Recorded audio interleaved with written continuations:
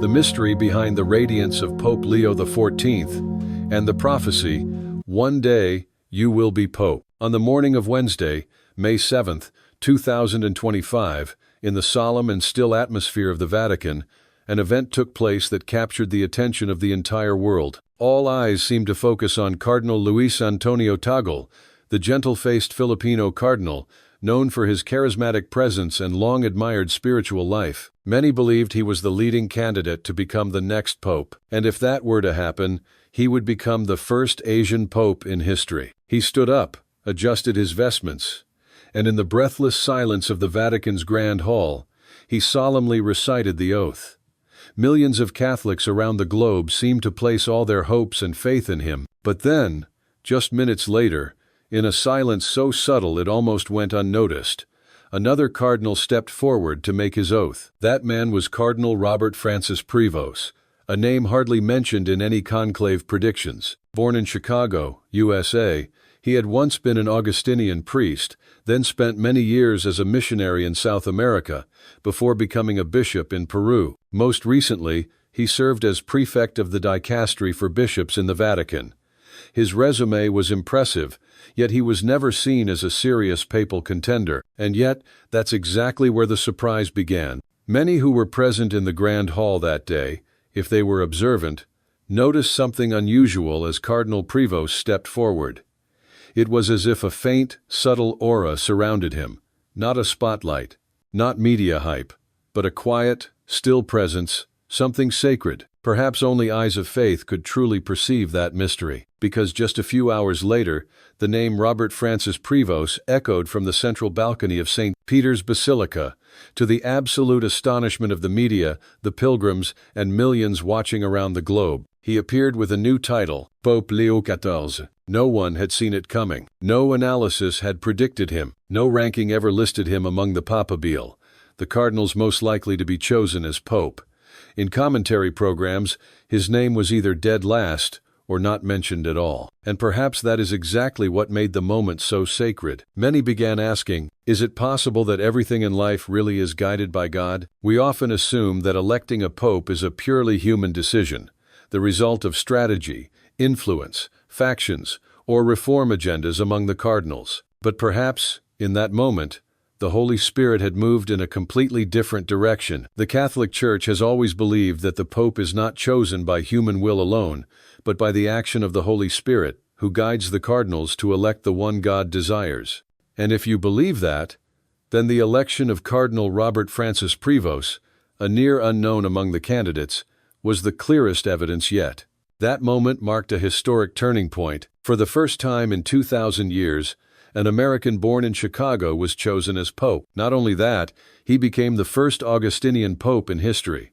Despite the order's ancient roots, no Augustinian had ever ascended to the highest office of the Church. Pope Leo XIV was also the first pope with dual nationality, American and Peruvian. Before returning to the Vatican for his curial role, he had lived and worked for over 2 decades in Peru, where locals affectionately called him Latinenque, our man. The image of those two cardinals on the morning of their oath, one stepping forward into the spotlight and expectations, the other advancing quietly and unnoticed, became a symbol of how God often works. Not loudly, not according to the logic of media, not by the strategies we design, but through humility, service, and obedience to the divine will. Even though church history has seen similar surprises, like in 1978, when the young Cardinal Karol Wojtyła from Poland was elected as Pope John Paul II, shocking the world, or back in 1958, when the elderly little-known Cardinal Angelo Roncalli was elected Pope John XXIII and went on to launch the Second Vatican Council, this moment served as yet another reminder. God does not act in predictable patterns. He doesn't follow the expectations of the crowd. He acts according to a plan that transcends human understanding, often in silence. In an age when the world increasingly relies on data, analytics, algorithms, and predictive models, the Church remains faithful to the path of silence, prayer, and trust. A pope is not a politician. He is not the product of public relations. The Pope is the successor of St. Peter, bearer of a sacred and weighty mission, to serve the people of God and preserve communion with Christ. And when the new Pope Leo XIV appeared on the balcony, with his calm, humble expression, it was a quiet yet profound reminder. The papacy is not a crown, it is a cross. The mystery behind the glory of Pope Leo XIV, and the prophetic joke, one day, you'll be Pope. There's an intriguing story that the media has largely overlooked, but it sends shivers down the spine of those who believe in God's providence. The eldest brother of the newly elected Pope Leo XIV, Mr. Luis Privos, once made a remark that seemed like nothing more than a family joke. One day, you'll be Pope. And then, that very sentence became reality on a day no one could have predicted, May 8, 2025. Luis lives in the state of Florida, USA.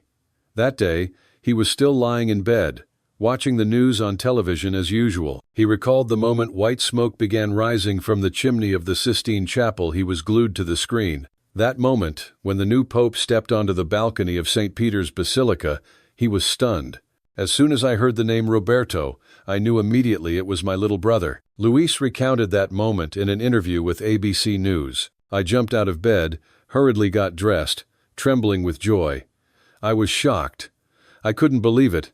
I thought I misheard. My brother had become the Pope. Oh.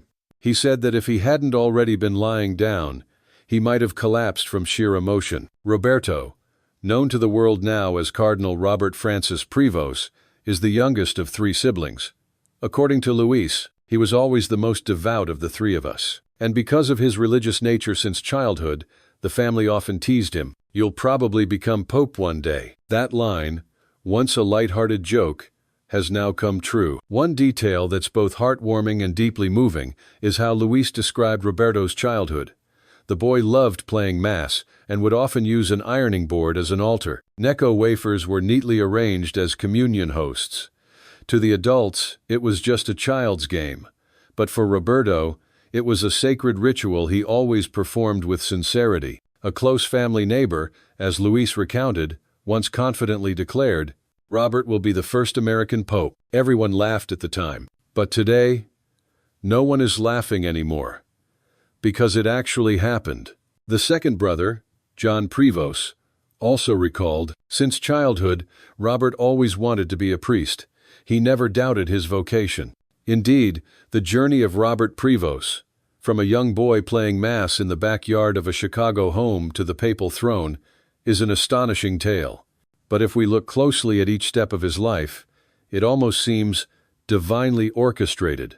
Before becoming Pope, Robert Privos spent over 2 decades living and working in Peru. He didn't live in marble buildings or lavish surroundings, but among the poor. He worked in mission zones, entered the humble homes of indigenous families, shared meals with them, listened to their struggles, and helped them seek faith in a life full of hardship. The people of Peru loved him so dearly that they affectionately called him Latinanqui, meaning our man.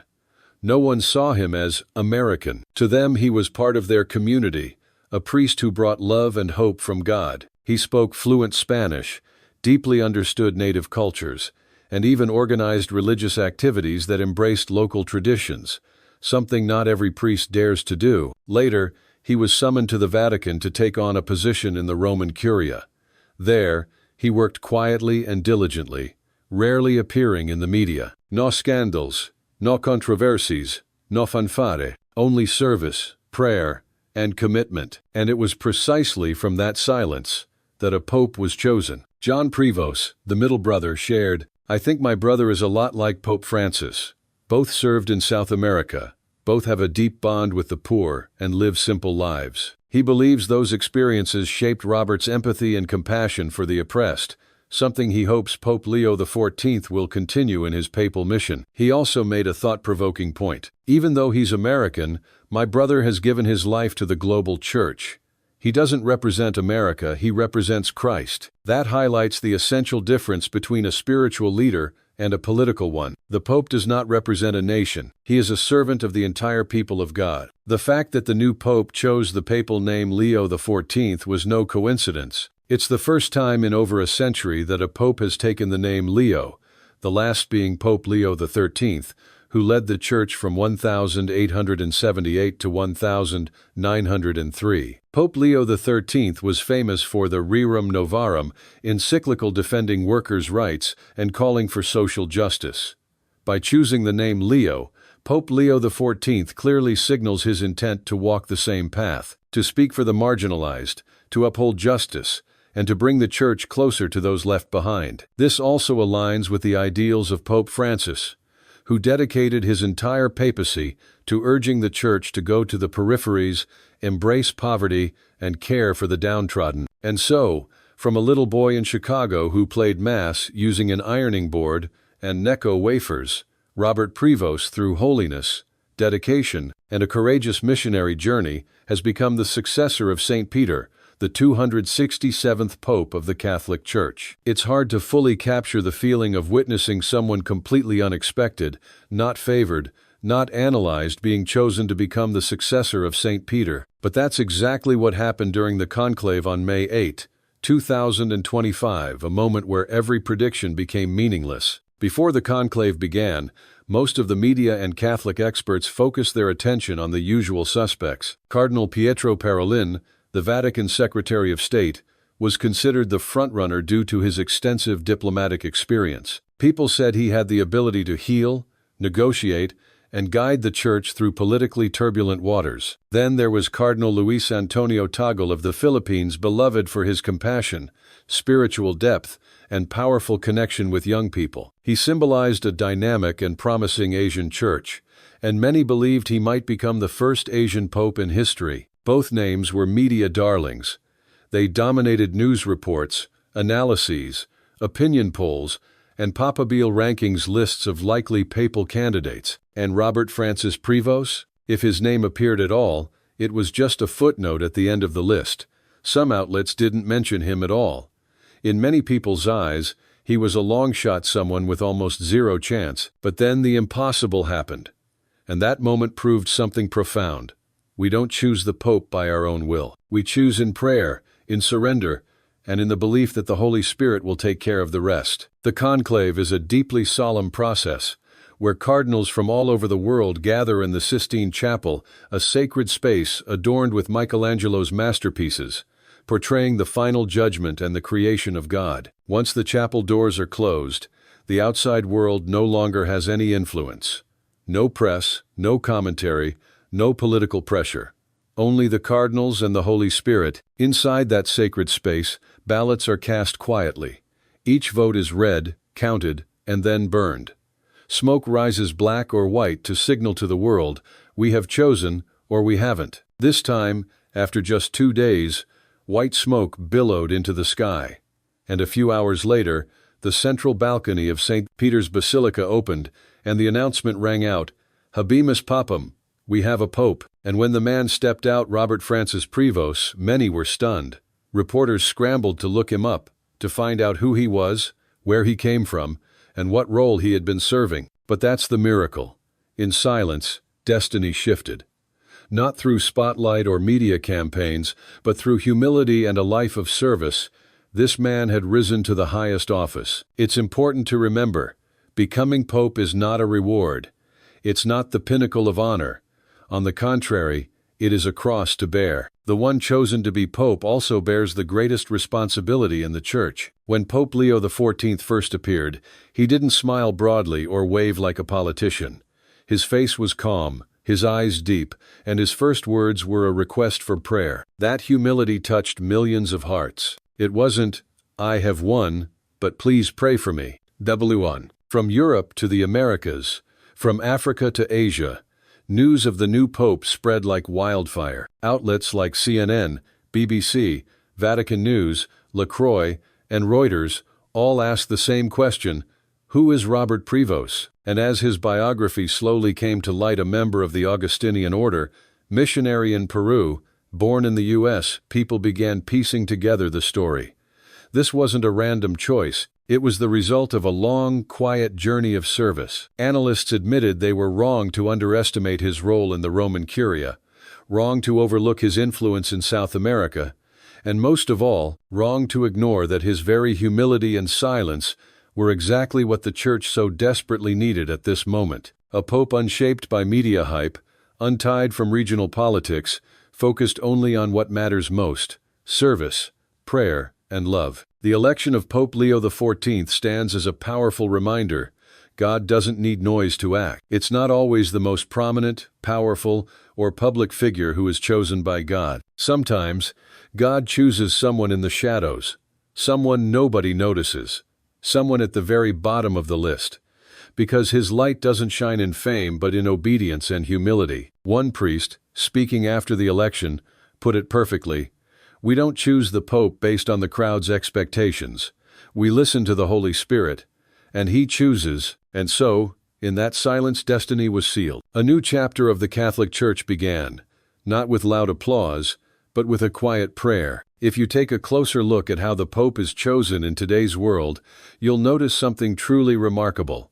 While the rest of the world is obsessed with data, strategic analysis, artificial intelligence, and algorithms predicting the future, the Catholic Church chooses through silence, prayer, and trust in the Holy Spirit. It might sound out of place, right? But in that very sense of being out of place, people find what is most sacred. For weeks leading up to the conclave, journalists, analysts, and engaged Catholics all asked the same question: who will succeed Pope Francis? They tried to gauge the mindset of the cardinals, counted media appearances, analyzed trends between conservative, progressive, and moderate camps, and came up with long lists of likely candidates. Everything seemed logical, data-driven, based on reason. And yet, the Holy Spirit did not choose the person at the top of those lists, not the one with the highest electability score, not the one endorsed by the media. He chose Robert Francis Privos, a man most of the world had barely even heard of. We live in an era where all major decisions are based on data. The leader of a company is chosen based on a resume, achievements, and strategic vision. Presidential candidates are selected through polling, debates, campaigns, media coverage, and even social media likes. But the Church is different. The Pope is not chosen according to public preference. He is not the representative of a political faction. He is the successor of St. Peter, chosen to serve, to preserve unity, and to guide God's people according to the will of God, not the will of the crowd. That's why the election of Pope Leo XIV, even though he didn't score high in popularity rankings, is a living proof that the Church remains faithful to its transcendent mission, untouched by the worldly logic of our times. Since the founding of the Catholic Church, there had never been a pope from the United States. For over 2,000 years, the vast majority of popes have come from Europe, especially Italy. The election of Robert Francis Privos, born in Chicago, marked a major turning point in history, not just because of his nationality, but because of how he emerged quietly, humbly, and with great surprise. He doesn't represent America in a political sense. He is an American Catholic who spent 20 years as a missionary in South America, speaks Spanish, and fully immersed himself in the lives of the poor in Peru. He is a global American, not a symbol of power, but of compassion. That's why, when he chose the papal name Leo XIV, many saw it not just as a symbolic decision, but as a clear statement. He would continue the path of serving the marginalized, just like Pope Leo XIII and Pope Francis. This conclave had 133 voting cardinals, the largest number in the Church's history. They came from every continent: Europe, the Americas, Asia, Africa, and Oceania. Each brought with them unique experiences, concerns, and perspectives. To elect a pope, a candidate must receive at least 2/3 of the valid votes, meaning 89 or more. What's astonishing is this: the conclave lasted only 2 days, making it one of the shortest in modern history. The last times it went that quickly were in 2013 Pope Francis and 2005 Pope Benedict XVI. What does that tell us? It shows that, even while the outside world debated and speculated, inside the Sistine Chapel, there was swift consensus, almost as if a shared light had descended from the Holy Spirit. No bitter disputes, no prolonged ballots stretching for a week, just a decision made in peace. And in that peace, a new destiny for the Church was born. When some people learned that the newly elected Pope Leo XIV was nearly 70 years old, they said, "Perhaps this is a transitional pope. implying that he might only serve a short time before handing things over to a younger successor. But if you look more closely, you'll see 70 is not particularly old for a modern pope. Pope Benedict XVI was elected at 78, Pope John XXIII was 76, and both left a deep historical impact. In the case of Leo XIV, age doesn't seem like a drawback, it's a strength. He is mature, experienced on the international stage, and deeply grounded in faith, ready to lead the Church in a time of great challenge. And most importantly, he didn't come into the papacy to launch a noisy revolution. He came to be a witness to humility, to compassion, and to living faith. When a new pope is elected, one of the first things people wait to hear is the name he chooses as his papal title. This isn't random. A papal name is not just a label. It's a declaration, a sign that reveals where the new pope wants to lead the Church, who inspires him, and what he intends to focus on during his papacy. Robert Francis Privos chose the name Leo XIV, the 14th Pope Leo, and immediately, observers and faithful around the world began asking, why Leo?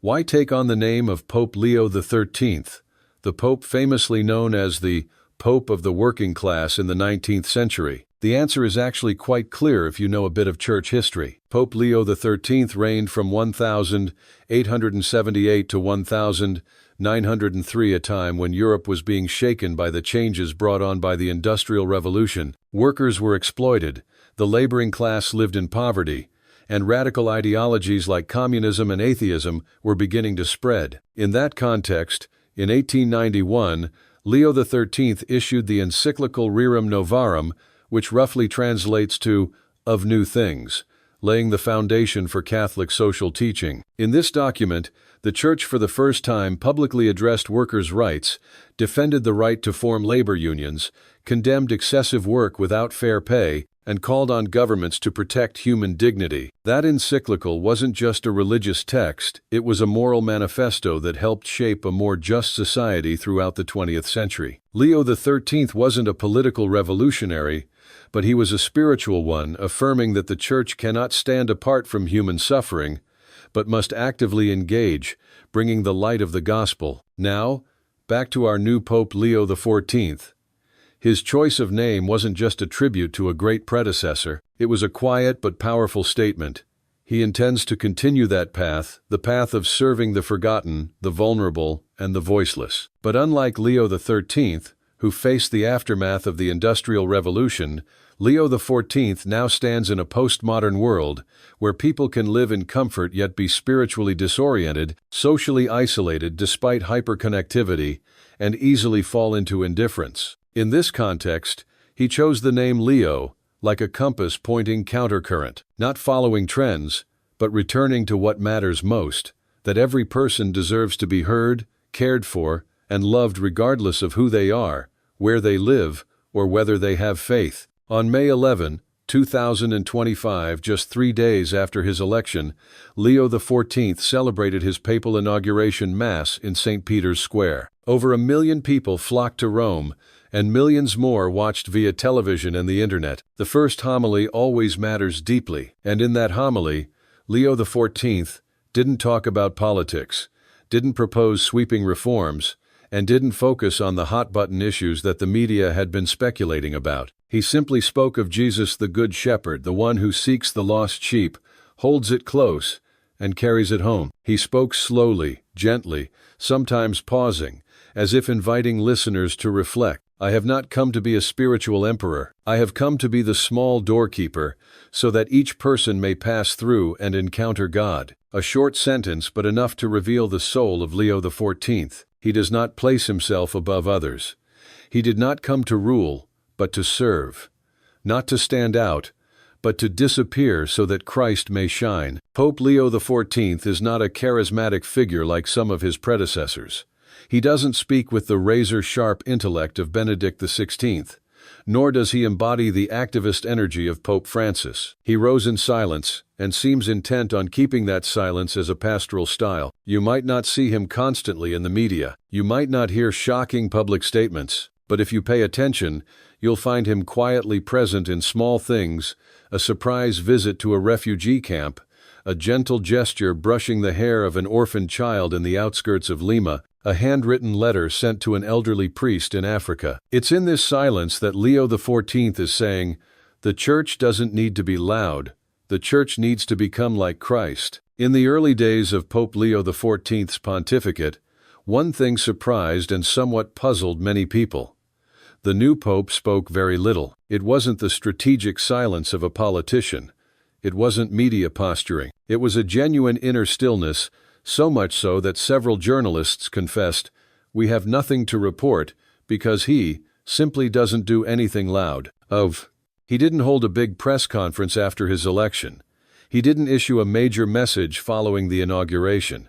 He didn't rush to announce reforms of the Roman Curia or lay out global policies. Instead, he chose silence, he chose prayer, and he chose to listen. Many within the Vatican called him the Pope of Sleepless Nights. According to a Vatican security guard, just days after the conclave, they often saw the light in the Pope's room still on near 3 a.m. But when they asked the secretary, they discovered the light hadn't been turned on. He would often sit in the dark to pray, no pen, no computer, just a small candle and a Bible on the table. No one knew what he was thinking. No one knew what inner battles he was facing. But one thing was certain. This was a soul bearing deep wounds, a man who had endured silent pain for many years, and now carried both the sacred responsibility of the papacy and the weight of his past. Pope Leo XIV, born Robert Francis Privos, had previously served as Archbishop of Lima, Peru.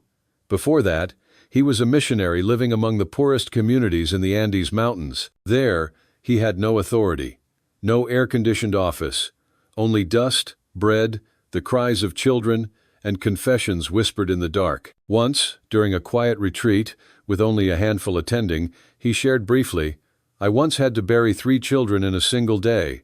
They died from lack of medicine. No one came to the funeral, just me and the mother." It was one of the rare occasions when he spoke of pain as a scar he had learned to live with. He lived amid violence, injustice, tensions between the state and the local church, but he never protested loudly.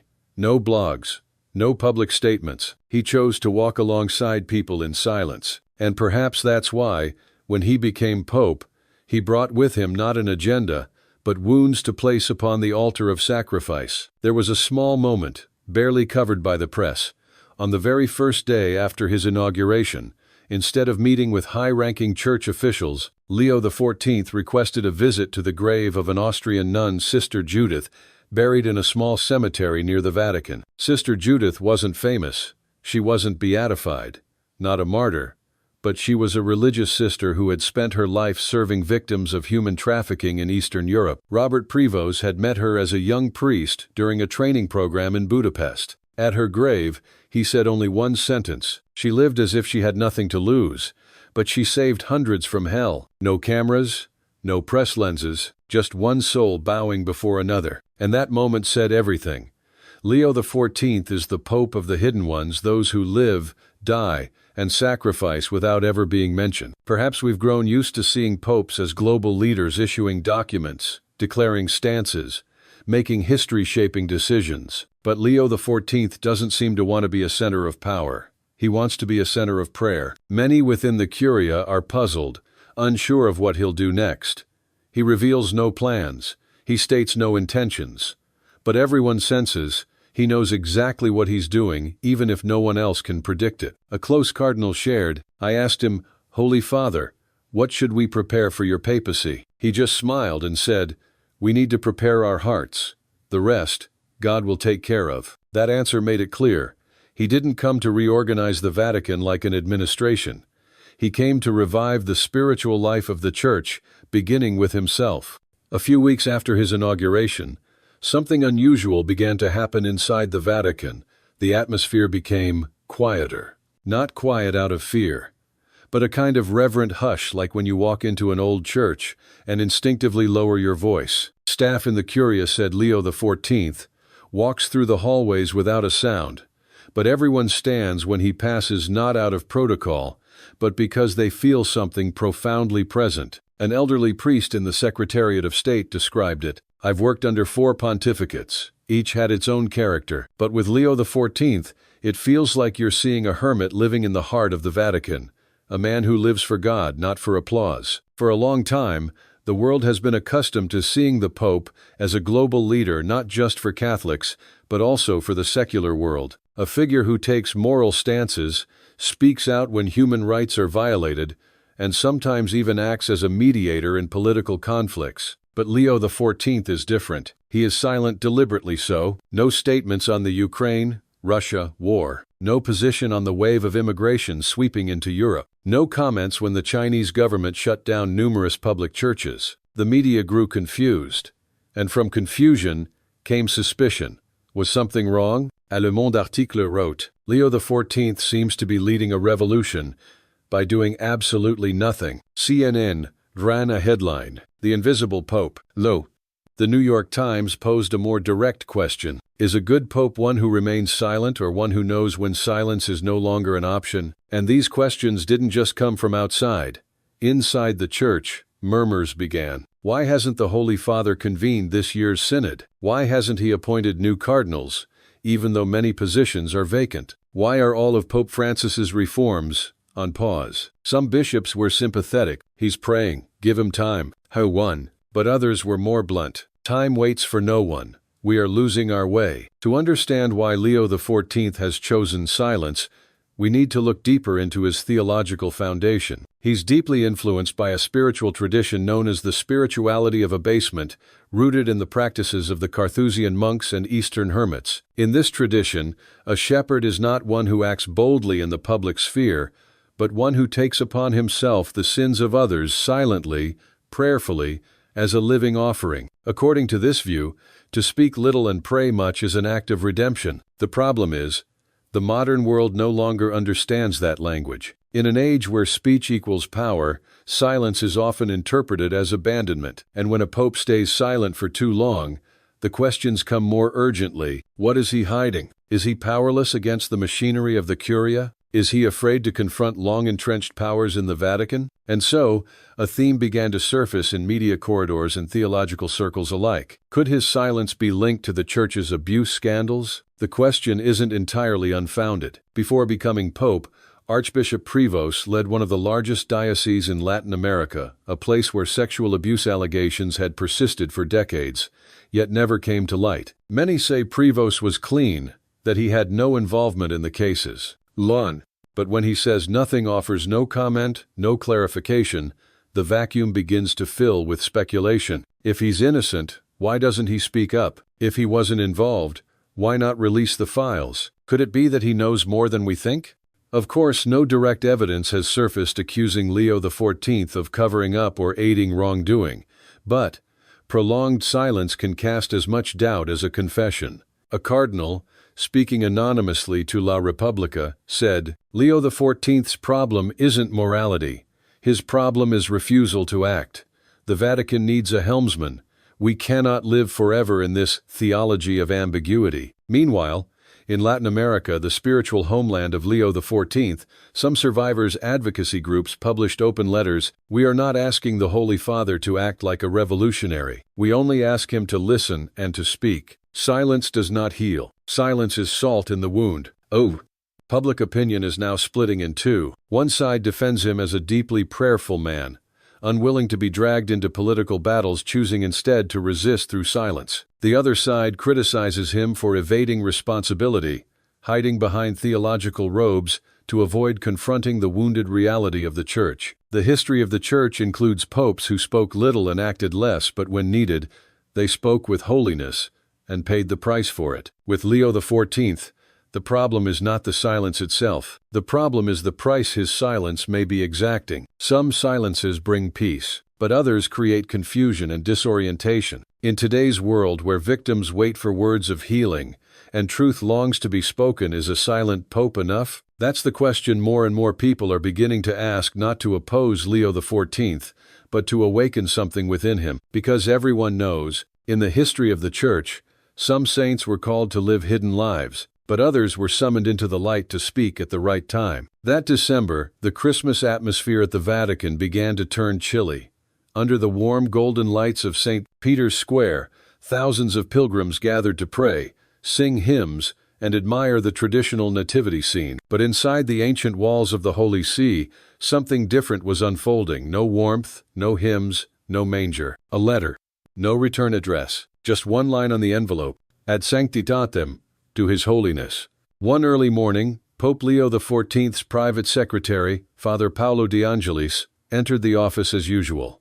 On the Pope's desk was a stack of documents, already opened. It wasn't the newspaper. It wasn't briefing notes from the Curia. It was a copy of a series of abuse case files, allegations of child sexual abuse from the 1982nd and 1992nd in Peru and Bolivia, dating back to when Robert Privos was still a missionary priest. Father Paolo later recalled that the Pope said nothing for nearly 15 minutes. He simply read, slowly, carefully, without expression. And then, after a long silence, he said just one sentence: "Call the prefect of the dicastery for the doctrine of the faith."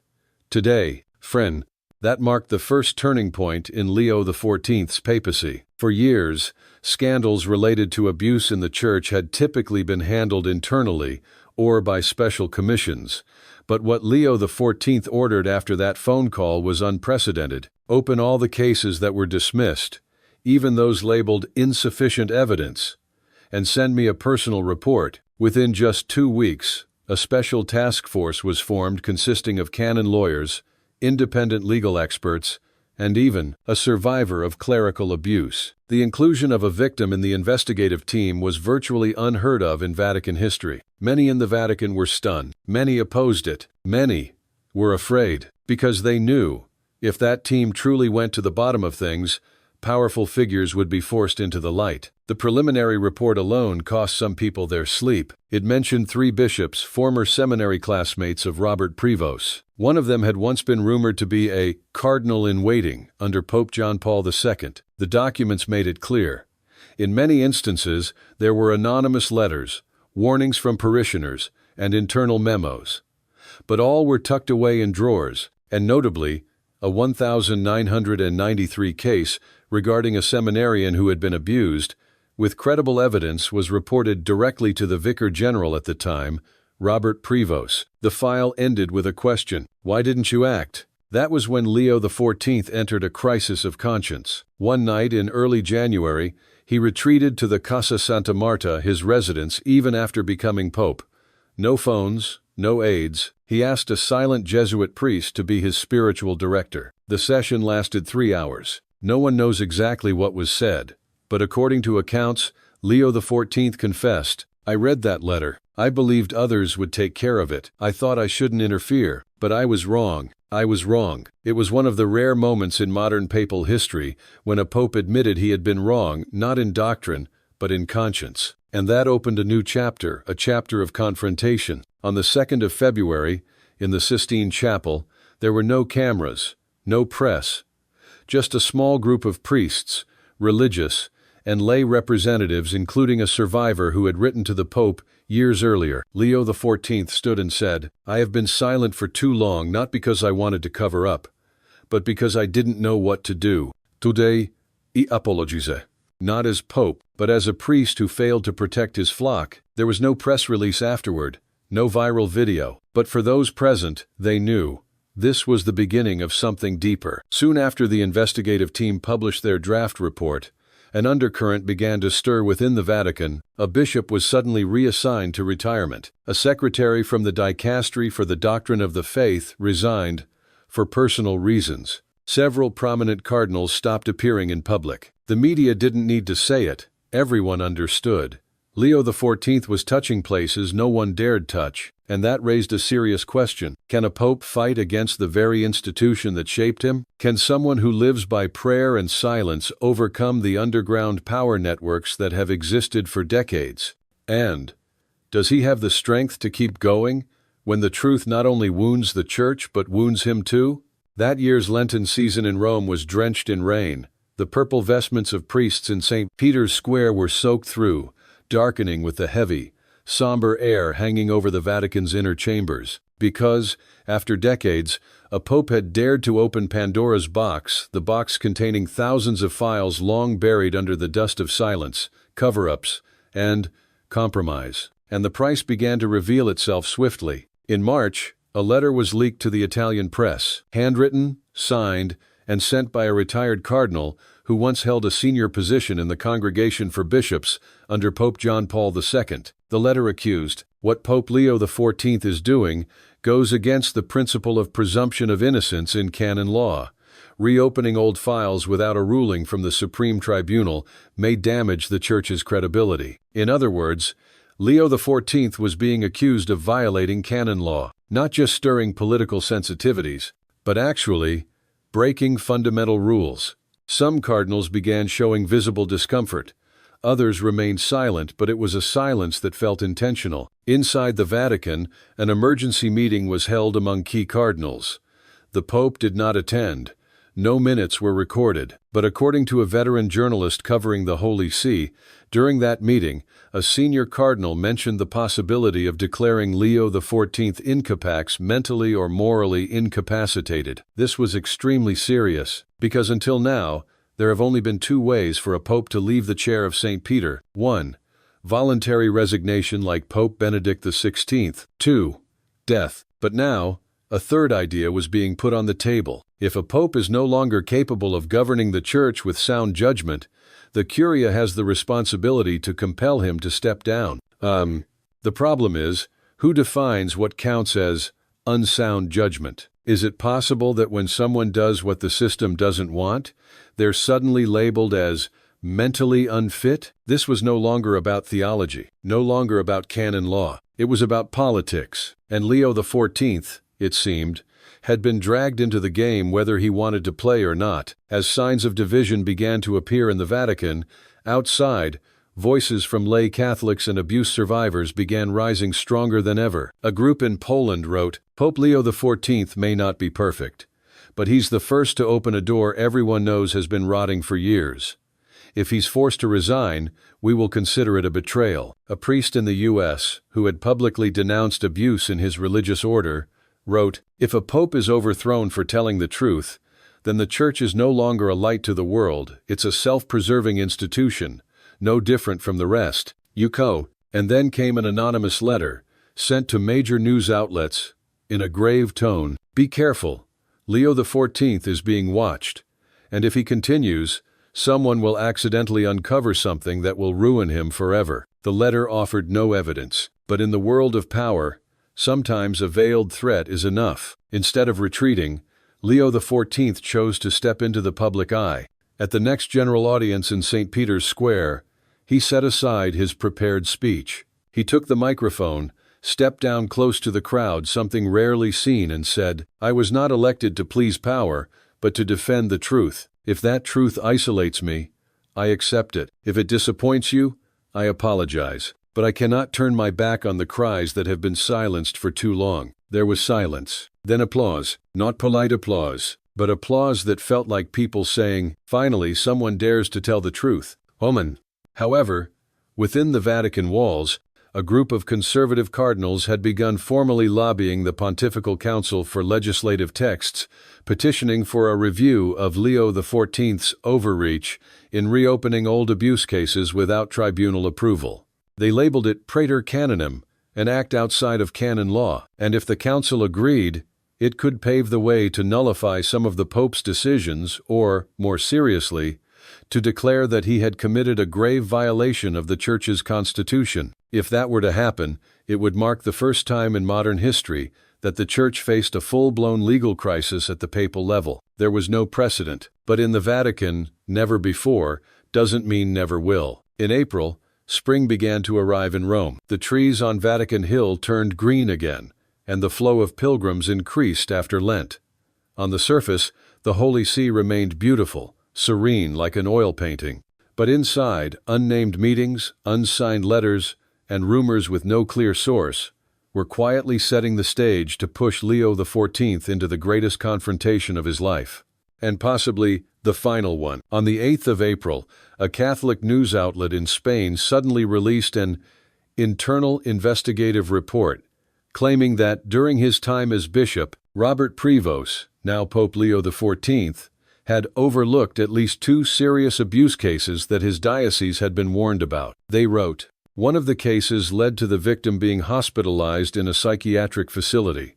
The file is said to have gone missing, and the then Bishop Robert Privos did not launch any canonical investigation. The report didn't cite any sources, but it spread with stunning speed. Within 48 hours, at least 12 major newspapers across Europe had reprinted the story, with heavy headlines. Did Leo XIV know but stay silent? Did he also cover up abuse? A media firestorm hit the Vatican like a tsunami. What he had once courageously opened up now returned like a double-edged sword. Unlike previous times, this time the Vatican press office gave no denials, no corrections, no press statements, no briefings, silence. And in that silence, suspicion grew. Did he really turn a blind eye? Or was the Vatican allowing public opinion to turn against Leo XIV so they wouldn't have to act themselves? A veteran Catholic analyst commented, "In this case, silence is no longer a neutral stance.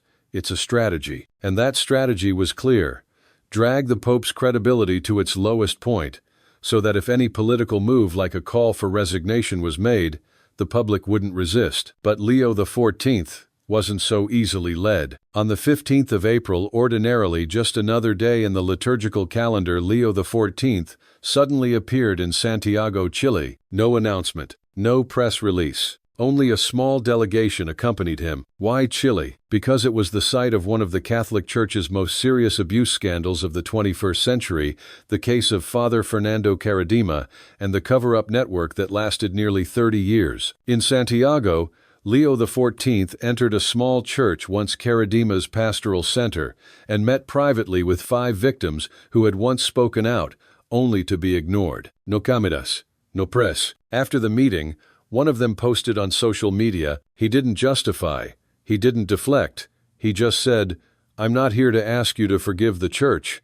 I'm here to ask you to forgive me." That simple line was seismic. Within days, the wave of outrage against Leo XIV began to slow. People began asking, why would a guilty pope be the first to face victims directly? If he had something to hide, why go to the place most dangerous to him? Media outlets began offering contrasting analyses. Many investigative journalists pointed out there was no concrete evidence that Privos intentionally covered anything up. The accusations were based on missing letters with unverifiable origins. Some Vatican insiders even hinted that someone had deliberately leaked a fake report to erode Leo XIV's credibility. The narrative began to shift, but the Pope did not celebrate. He knew this was just a small victory in a much larger battle. On May 1, a long letter was published, a pastoral letter addressed to all the faithful, personally signed by Leo XIV. It was written in a humble, deeply personal tone, nothing like the typical formal Vatican style. He wrote, "I know there are mistakes I made in the past out of inexperience, out of fear, out of trust in those I should not have trusted. I do not deny them, but I will not let fear make me turn my back on your suffering. As long as I live, I will continue to listen, and I will continue to seek justice. I don't ask you to love me. I only ask you to pray that I do not give up." The Catholic world was shaken, not because they saw a strong pope, but because, for once, they saw a real one, vulnerable but unyielding. May in Rome. A gentle breeze swept across St. Peter's Square, carrying the scent of orange blossoms from the Vatican gardens. But behind that serene facade, a power struggle was brewing this time. The goal was no longer just to damage the image of Pope Leo XIV. This time, the goal was to remove him from the papacy, with full procedure and full legitimacy. On May 9, a group of 7 cardinals, all over 75 years old, and formerly holding key positions in the Curia, submitted a 27-page document to the Pontifical Council for Legislative Texts. The document was marked confidential, but a copy was leaked to an Italian news agency. Its core message was, Pope Leo XIV has acted in ways that diverge from traditional orientation, violated principles of synodality, and no longer holds the confidence of the majority of the episcopate. No?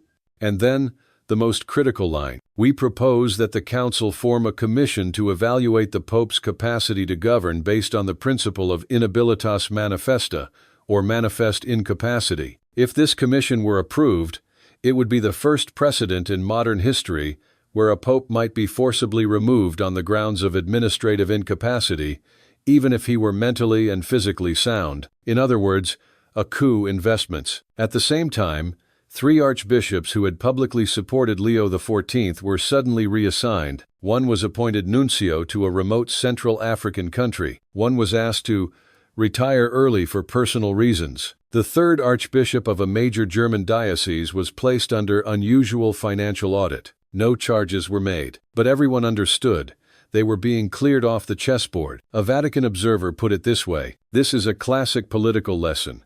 Before you strike the king, isolate his loyal generals." Leo XIV gave no public response, but according to a Curia insider, in a closed meeting with his closest advisors, he said, "I know they want me to step down. I also know they've prepared an exit honorably, under the guise of health, with kind words about a shepherd who fulfilled his mission. But if I accept, it means I admit that listening to victims and seeking the truth was a mistake. I can't live with that." Then he looked at each person in the room and said, "If I have to leave the chair of Peter, I want to leave for the sake of truth, not for the sake of a beautiful play." You have. On May 18, dozens of lay Catholic groups in France, Poland, Brazil, Argentina, the Philippines, and the U.S. held synchronized prayer vigils and marches in support of Leo XIV. No protest banners, only candles, prayers, and messages like, "Pope of Truth, the Father who didn't turn away, we won't let you stand alone." Everyone, young priests in Africa and Asia, began to preach openly about the Pope's courage, even knowing they might be reminded to stay quiet. One priest in the Philippines said in his homily, "If the Pope's honesty is punished, the world should know. That's not the Catholicism we were taught." These voices didn't stop the conspiracy, but they raised the political cost of acting on it. Because if Leo XIV were forced to resign, it would no longer be an internal church matter. It would be a global scandal. And for the first time, the media began to ask the question in reverse: who is so afraid of Leo XIV? On May 23, Germany's Der Spiegel published a leaked document, an internal memo from a meeting of conservative cardinals. It outlined 3 scenarios to remove the Pope. 1. Media pressure plus discrediting his reputation, pushing him to voluntarily resign. Apply Canon 335, declaring a temporary inability to govern, paving the way for a cardinal to serve as acting pontiff. 3. Convince Leo XIV to delegate some authority under the pretext of recovering his health. Each scenario included a promise to preserve the Pope's dignity and ensure his place in history if he cooperates. In other words, remove him from the papacy at all costs, but keep the facade intact. A soft conspiracy, but a conspiracy nonetheless. On May 31, Leo XIV broke his silence not through the Vatican press office, but directly via his official social media account. He wrote, "I am not the Pope forever, but I will not leave this place if the price of peace is silence about what causes you pain. A good shepherd does not abandon the flock when wolves appear.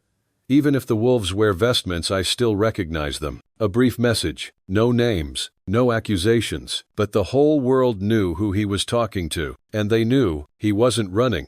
Rome, mid-June. The air was heavy with heat, signaling that summer was approaching.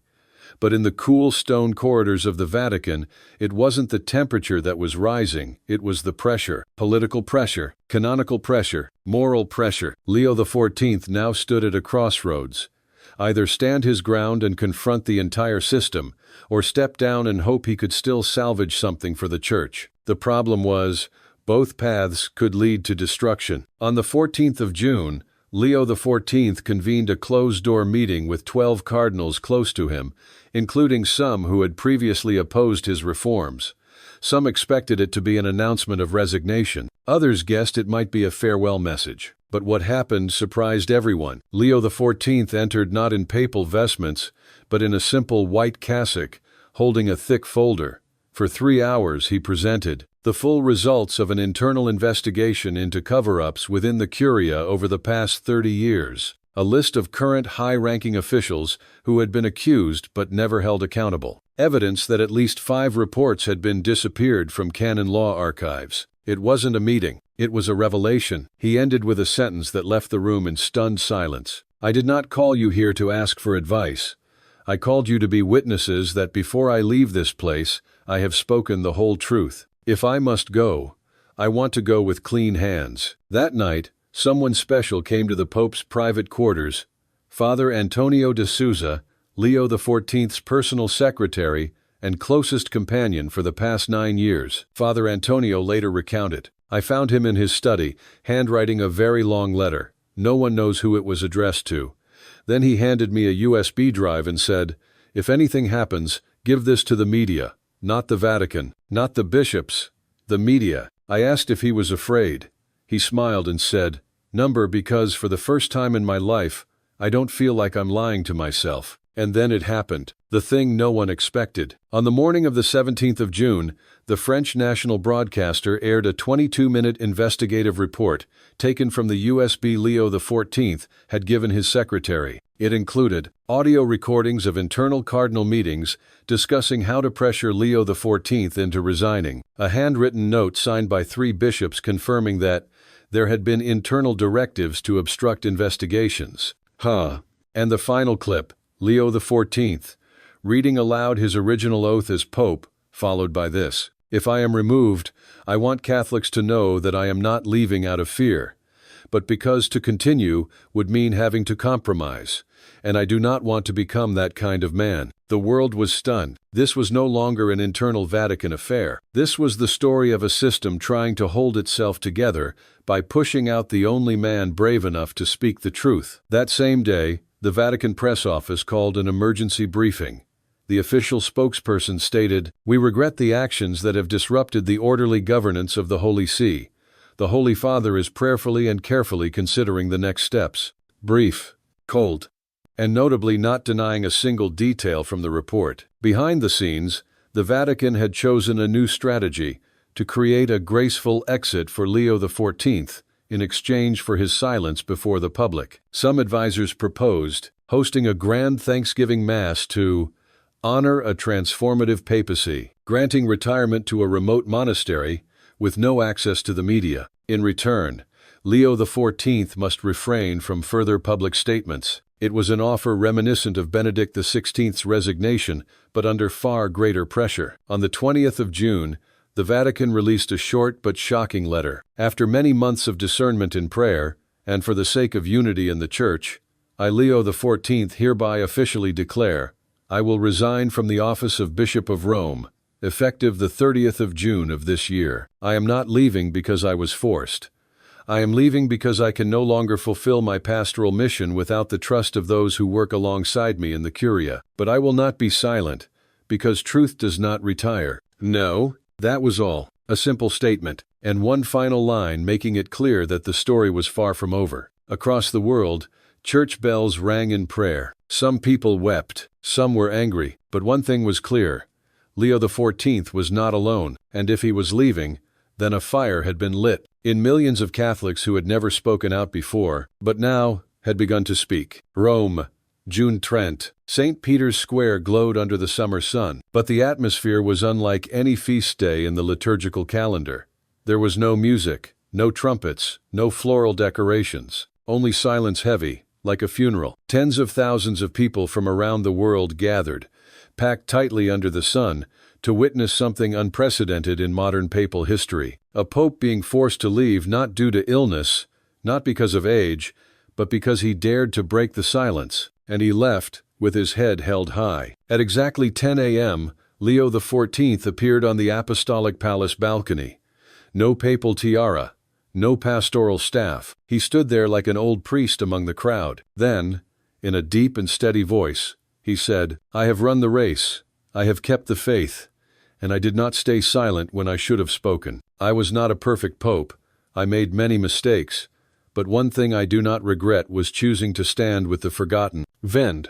If the Church loses the courage to listen to pain, we become just a religious institution, no longer the living body of Christ. He paused. The crowd held its breath. Then he raised his hand and made the sign of the cross. "I leave here not as a pope, but as a disciple. And I ask you, do not let silence win." As he turned to go back inside, the square erupted in applause nearly 7 minutes long. No one shouted his name. No one wept aloud. It was a quiet reverence, the kind given to someone who had fought to the end not for glory, but for truth. A layman from the Philippines, holding his wife's hand, said through tears, "For the first time I saw the Pope not as a king but as a father. A young theology student from Argentina said, "We will not let him be forgotten. Truth doesn't retire and it doesn't die." The next day, the Vatican resumed its usual rhythm: press releases, closed-door meetings, and the complex procedures to prepare for the next papal conclave. But something had changed and could not be undone. Many young bishops, especially in Africa and Latin America, began openly sharing on social media. Leo XIV has set a new standard. The Pope is no longer an untouchable symbol, but a man who can be held accountable, can admit mistakes, and can step down with honor. A few cardinals who had once opposed him now kept strikingly silent. No one wanted to be remembered as the one who brought down the Pope of Justice. Though he stepped down, Leo XIV did not disappear. He moved to a small monastery in southern France, a place that had once sheltered victims of abuse within the church. No secretary, no entourage, no bodyguards. Each week, he wrote a short letter reflecting on forgiveness, faith, and the limits of power. These letters were later compiled into a small book titled, "I am not the Pope of your silences. Je ne suis pas le pape de vos silences." The book sold millions of copies, translated into more than 40 languages, becoming a whisper of conscience in a noisy age. That August, the Church elected a new pope, a discreet Italian cardinal, loyal to tradition, not particularly well known. He chose the name Pius XIII, a clear signal that his papacy would return to classical order. But when he stepped onto the balcony of the Apostolic Palace, his first words weren't a prayer. They were a sentence that left people stunned. "Before we begin, I bow my head in remembrance of the man who paved this way with blood and tears, Pope Leo XIV. Without him, this day would not exist." For the first time in modern history, two popes, one reigning, one resigned, were acknowledged as the two eyes of a single living body, one safeguarding order, the other naming the truth. Leo XIV once said, "Truth doesn't retire," and maybe that's what made him dangerous. Not because he destroyed the church, but because he shattered the illusions the church sometimes uses to preserve itself. His departure didn't close an era. It opened a new battle, quiet, enduring between faith and fear, between conscience and power. And somewhere, millions of Catholics have begun to ask, if one man dared to speak, maybe a whole community can dare to live.